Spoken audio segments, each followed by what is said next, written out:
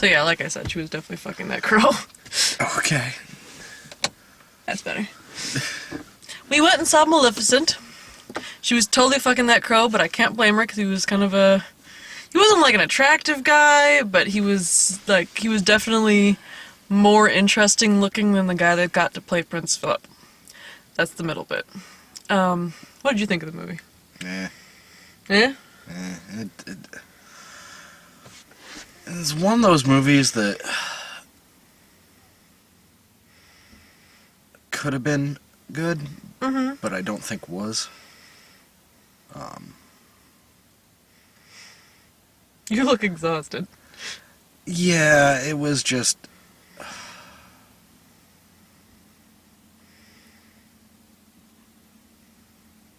I don't know. It was...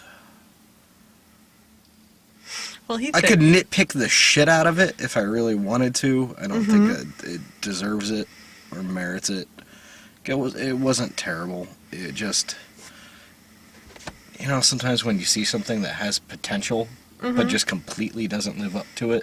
Okay. That's what I got out of that movie. Was, oh yeah, with a competent screenwriter and better special effects, this could have been really fun. But it didn't have either of those things. For me, it was a children's movie. And I mean that not necessarily as an insult, but more as an explanation for the points that you brought up. Because, like, I forgave it for the slightly hokey special effects and the slightly hokey dialogue because it's geared towards children. You know, and every once in a while there's a children's movie that, yeah, is genuinely good when you go and see it as an adult, but I don't think that a movie should be dismissed out of hand just because it's made just to appeal to children. See, I don't think that was made to appeal to children. I think they were going for the same kind of audience that went to Snow White and the Huntsman, which is young adults and, you know, the 18 to 30 crowd. I can't speak to that because I didn't see Snow White and the Huntsman, but this had some extremely dark points, but I felt like the message was pretty uplifting. Oh yeah, and there was nothing wrong with the message, and there really wasn't anything wrong with any of the scripted dialogue or anything like that. It was, or even what happens in the movie. It's the structure of how it happened. Like, the story structure was so schizophrenic and off that the middle act of the movie just felt like a drag, you know? I think that the middle part of the movie where it was, we made fairies on the computer. Yeah, and that's the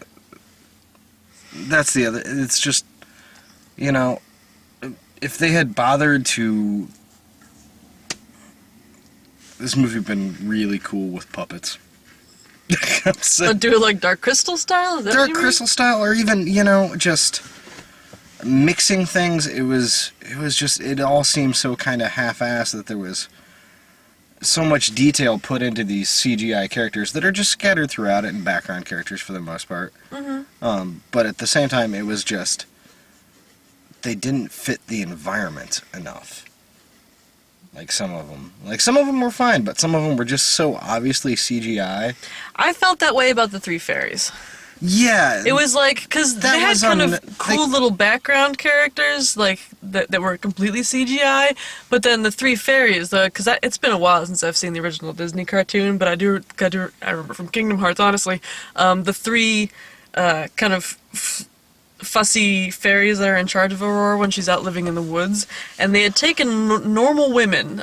It was the mean lady from Harry Potter, whose name always escapes me, and then two other broads, and they had, like, done that thing that they did to Johnny Depp and Helena Bonham Carter in frickin' Alice in Wonderland, where they shrunk their faces down and then made their eyes huge and gave them, like, this weird sort of bobblehead effect, and that took me completely out of the movie. But, I mean, the other CGI characters that they made, I thought fit the environment pretty well. See, I didn't. I thought they were too damn cartoony. Like, you know, you don't have to go as Dark Crystal or anything like that, but using practical effects for a lot of those little characters, puppets for a lot of them, would have grounded it a whole lot more. And that's my problem with characters like that, when you have just a CGI character, a completely CGI character in a completely CGI environment. I understand anymore it's easier and cheaper for them, but for me it's distracting. I got Kingdom Hearts 2, I meant. Sorry, go ahead. But yeah, for me that's distracting and it takes me out of it because it's just like, oh, well, that doesn't fit there. Mm-hmm. You know, when you have something that's very obviously a cartoon interacting with something that's very obviously a real-life human being, Yeah, I think it that's... never works. Sometimes it does, but it's got to have a sort of sense of interaction with the human being, and so, like, while I don't tend to dismiss CGI as opposed to practical effects on principle alone, but I do agree that it's difficult to pull off. And I think in this movie there were some definite points where a person would go to, like, pet the crow when it was CGI, for example, and her hand was just kind of, like, going through feathers, and just a general sense of petting this animal without them being in the same room with each other. Yeah. Oh, and there's things like that, too. Like, I understand why they use the CGI crow in some scenes, but in other scenes it's like, there's some poor sap in Hollywood that spends his entire life training crows. Like, hire that poor guy. I'm sure that there were actual crows in some of the scenes. Yeah, but, you know, when she's petting the bird, get a fucking bird for her to pet. Uh-huh. You know, it's just simple things like that. Like, take the extra time and spend an extra $100,000. I know it was a multi-million-dollar movie already, but... Well, some of the stuff I felt that they CGI when they didn't necessarily need to, and I don't know how the pricing on this stuff works. But, like, for example, I want to get into the plot of the thing here in a second, but, like, at points, Maleficent's, like, putting people to sleep and kind of, like, making them float and carrying them, and it's kind of this cool effect where they look almost like they're underwater backwards. Yeah. But you could tell that they had, like, CGI'd the bits of their clothes and, like, their hair, and it seems to me they could have just filmed them underwater and then ran it backwards. Yeah. And I don't know that necessarily would have been less expensive. Probably more. I think more. But... More expensive to film them underwater and then run it backwards? Yeah, because then they're having to do more CGI work to make that look good on screen than just animating it. But no, those were really my only problems with the movie. Was some of the CGI in some specific scenes was beautiful and glorious, but it's just the character animation was really off. It was off. It just didn't fit. It didn't fit the rest of the tone of the movie. Like what specifically? Like all the little characters in the Fairyland, like the little elephant-nosed guys and shit like that. Oh, those are cute. Yeah, they were cute, but they didn't fit the movie. They just didn't look right. They didn't feel right. Well, because, I thought that the tone of Fairyland was altered to go along with how Maleficent was, feeling at the time, and so, like, in the middle, when she got all cranky puss, like, the elephant guys kind of went away, but then when Aurora came in and she's kind of, like, cheered up a little bit, the elephant guys sort of started coming back out. So I think that, the Fairyland was kind of cartoonishly gaudy at points, but I think that those points were heightened to give you the impression that, oh, okay, she's cheering up. No, and I understand the heightenedness, like, tonally, fine. The characters just, they didn't look right, they didn't fit in, they were so painfully obvious CGI. I tend to disagree. And feel free to.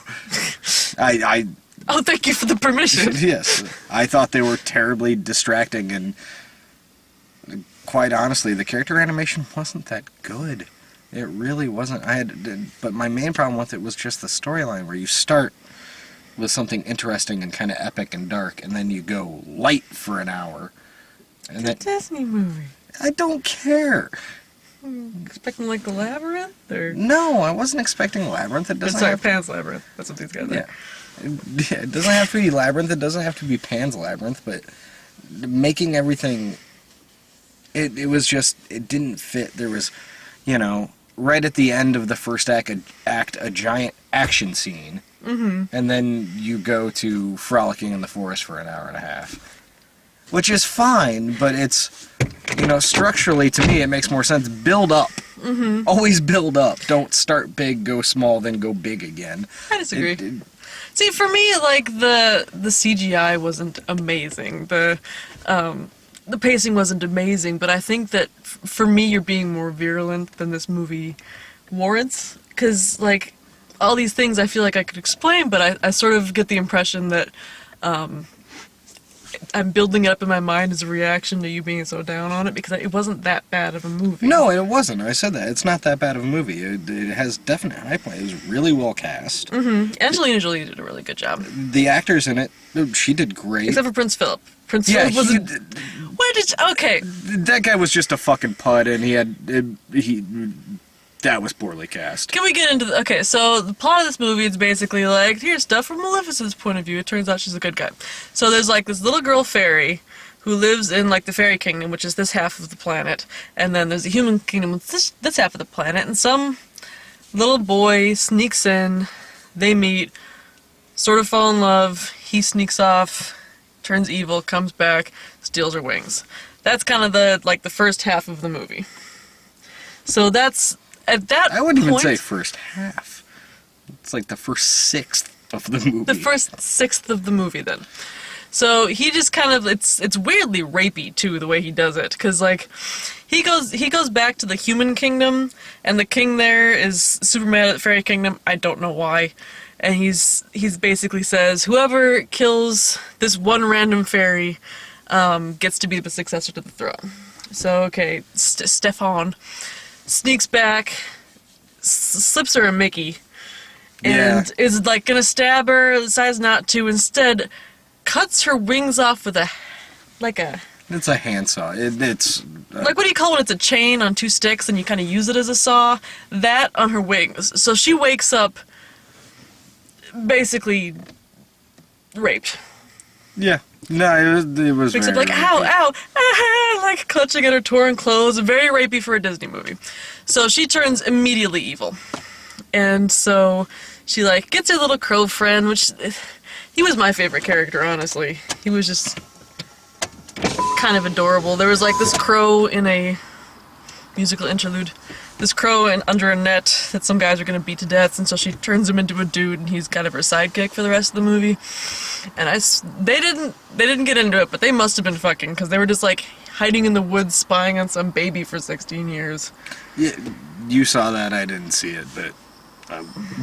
Anyway, so she decides that she's going to go to the christening of Stefan's daughter and, like, put a spell on her. This is all in the Disney cartoon original. And so instead of, because I think in the original, like, the third fairy hadn't said her wish yet, the third little ditzy fairy, and so she changes it, but in this version Maleficent changes it at the last second, like, oh yeah, true love's kiss.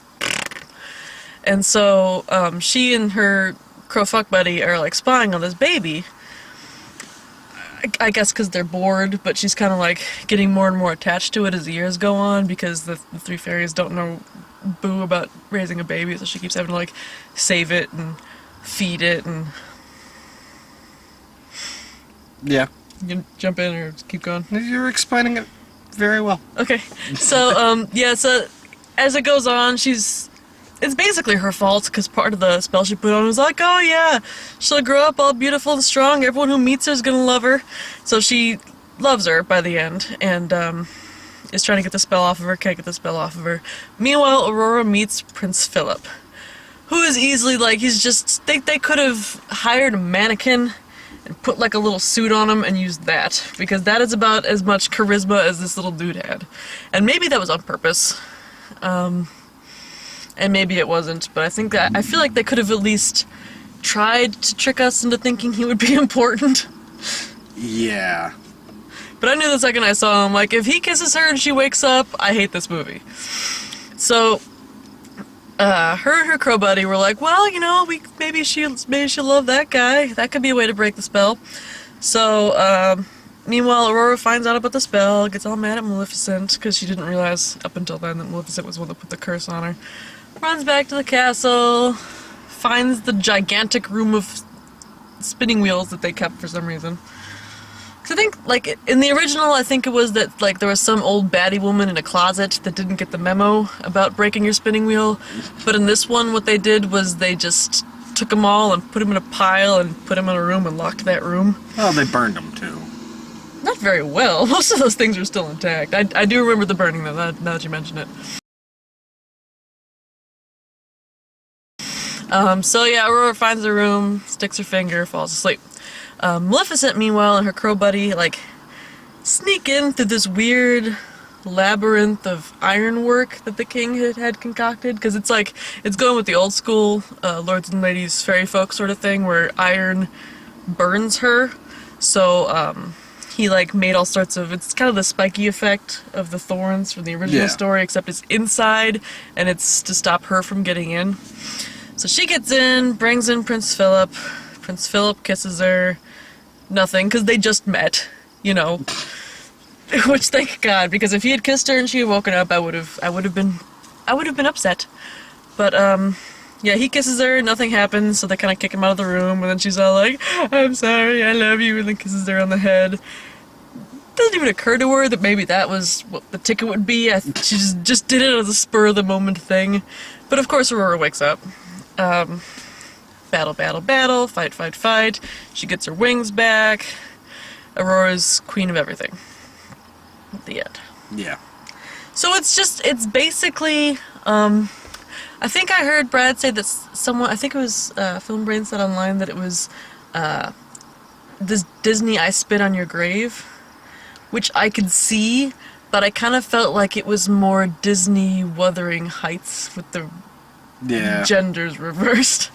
Yeah, not quite I Spit on Your Grave level of, like, revenge. Like, revenge-driven, but a little more colder and methodical. Colder and methodical, my ass. She was being petty there in the middle. Oh, fuck yeah. Because it was, like, again, she's just biding her time for 16 years, so she's doing little shit things, like making it rain in their house, or, like, making the fairies accidentally smack each other. Well, like, I'm supposed to believe this is the queen of evil. You get bored, you get bored. You get bored, you fuck your crow. I'm telling you. Okay. Well, because, like, for a little while in the middle, I was kind of hoping that, like, it would turn out that the crow was in love with her, and the crow would be true love's kiss. Because, again, he was a way more interesting-looking dude than Prince Philip was, but I was happy with the way it turned out. Yeah, I mean... Because now her and the crow can live happily ever after. Overall, not a terrible movie. One or two more swipes at the draft, and... a little more work on the effects, and just cut some scenes out completely, and the movie's fine. It felt... Maybe I looked more kindly on this movie than I might have, because it sort of reminded me of a movie that I really liked growing up, and I can't remember what it was called. I had it on a VHS, and the sticker had peeled off, but it was like The Fairest of Them All, something like that. And it was like a made-for-TV movie Snow White thing, where, like, the seven dwarfs were a much more important part, and, like, the mirror broke, and, like, a chunk of it got stuck in her dad's eye, and one of the dwarfs was, like, the full-size guy that always plays the gypsy on TV. No? I'm sure someone knows what I'm talking about. Anyway, it had that same sort of, like, super clean, ultra cheesy, but, like, emotionally resonant feel to me. I mean, I cried during this movie. I cried when they chained up the dragon. I cried when she was all like, "I'm sorry, Aurora." Beastie. I'm sorry, Beastie. Yeah, it didn't do it for me. It was... 80% of this movie was perfectly fine. Mm-hmm. And had the other 20% been perfectly fine, I would have really enjoyed it. The other 20% to me was just distracting. Mm-hmm. I will agree, there were some very distracting parts. Specifically those fairies, but I've bitched about them already. Yeah, they were... Casting on them was fine, it was just the weird effects on them, and the other weird effects didn't do it for me. It's just like, you have a giant thorn thing, and you just keep showing one shot of it, and it's just so obviously CGI. Mm-hmm. Fucking make it practical. Those things would be really fucking cool if they were moving a little jerkier. I don't know. I don't think it necessarily had to be practical effects. I think maybe if they had just gotten someone better to do the CGI, and I think that that's more indicative of the problems with that industry that are happening right now than anything else. I don't think that it's indicative of the problems with the industry, because there's plenty of things where the CGI is flawless or next to perfect. It's just, I think it was... Well, yeah, there's good CGI. I'm just saying, like, a lot of times the quality guys charge more than this is Disney. They're willing to have pay. the money. Oh, okay. In fact, they have their own in-house people. It was just, I think it was... Maybe they were all sick. I think it was the direction, honestly. I think it was the director decided on an aesthetic. He decided on like 8 aesthetics and wanted to work them all in, and if he had just stuck to one, it would have been so much better. It's one of those things where, like, I like CGI in some things, and some things it's great, but I think sometimes the option of it and the speed that you can do with it leads to just... Because a lot of times in movies anymore, it seems like they do a lot of CGI before the rest of the movie starts going. So they will keep that instead of tossing it away to do it more to match the rest of the movie. I didn't... For me in this movie, it was really distracting. It was really distracting. Okay. For me, the distracting things, other than those stupid fairies, was some of the performances were a little, spotty. Specifically, some of the child actors.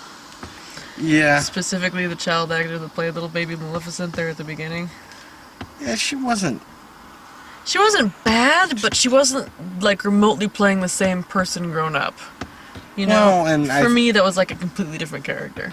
I think that was kind of the idea they were going for, but they didn't...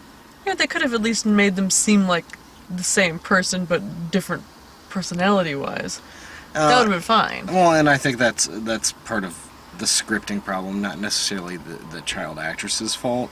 I think it was that they didn't show any of the adult Angelina Jolie, Maleficent, being happy at all. I feel like maybe you should roll up your window when the train's going by. It's a train, guys. Okay, hold on. Can you still hear us? Okay, good. Professionalism. Yes. It is hot as balls. Oh, but there was some really funny parts. No, there were some funny parts, and there's a spot where she's practicing giving the speech to her aunties about how she's running away, and she's like, "Okay, well, you guys were always really good to me, even that time that you accidentally fed me spiders." No, yeah, and for the most part, all the actors are... Shalto Copley does... Who's that? He was the king. Okay. And he wasn't great in the very beginning, but once they let him get crazy, he was fantastic. He's one of those dudes, he doesn't need to play the straight, just let him be fucking weird.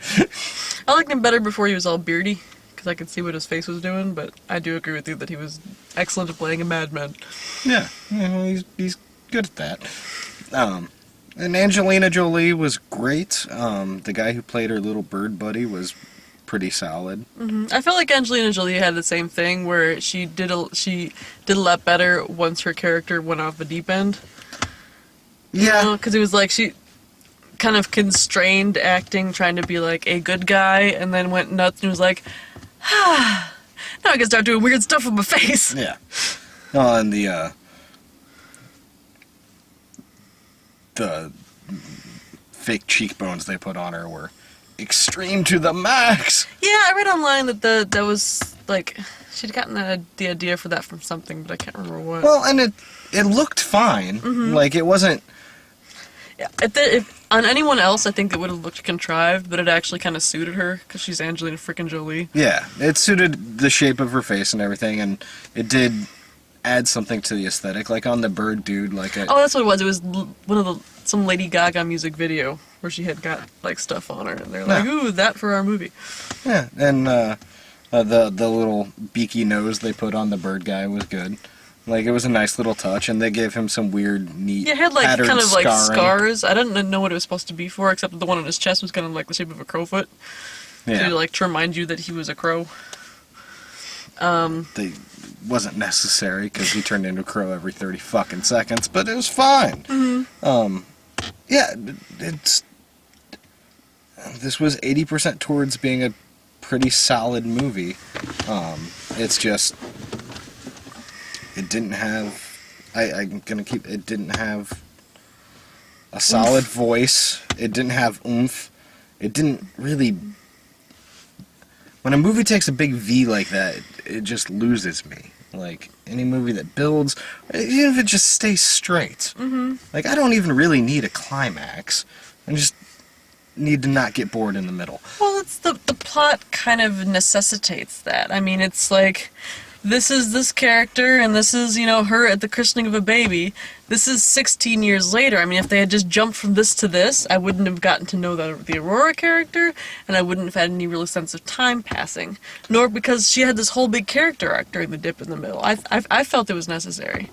Well, I'm sorry you got bored, but I mean, it was... But see, it could have been avoided pretty easily.